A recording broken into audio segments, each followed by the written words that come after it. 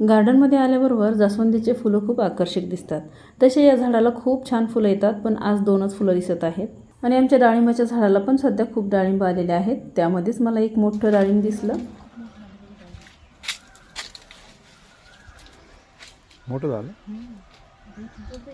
मोठं झालेलं डाळिंब तोडून घ्यायचं होतं, पण माझा हातच पुरत नव्हता.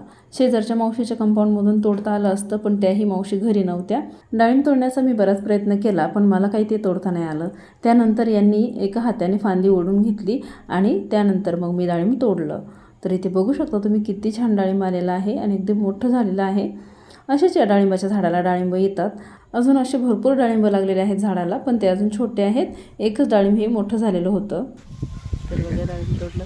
जवळपास अर्धा किलोच्या वरती आहे ना. आणि इकडे पण बघा किती छान आहे. इथं सुद्धा डाळिंब आहे. थोडंसं दाखवून भरपूर डाळिंब आले आहेत. पाठीमागं पण आले आहेत.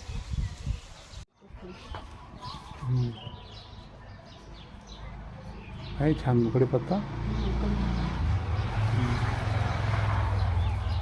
मोगऱ्याचे फुलं पण आले ना छान. मोगरे पण छान फुलं हे बघा. छान. कळ्या पण आल्या.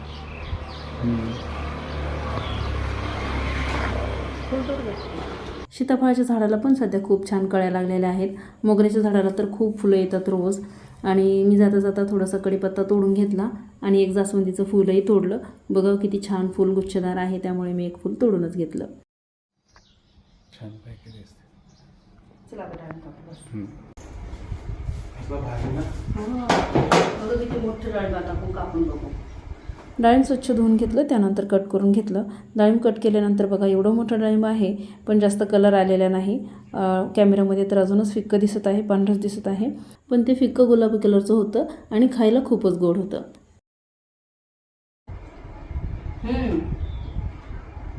खूपच गोड आहे मित्रांनो. स्वादिष्ट सुद्धा. अरे दोन्ही खुश होईल. मग एवढं मोठं डाळिंब असून सुद्धा फिक्कं निघालं. म्हणजे गोड आहे ते, पण कलर नाही आला त्याला अजून. छान निघाला.